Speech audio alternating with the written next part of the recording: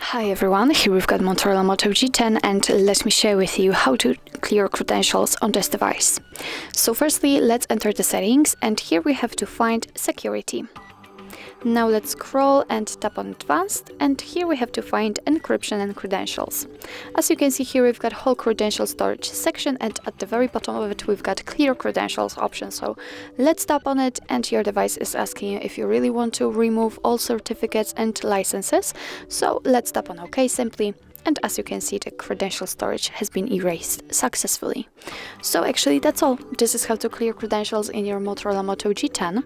Thank you so much for watching. I hope that this video was helpful, and if it was, please hit the subscribe button and leave the thumbs up.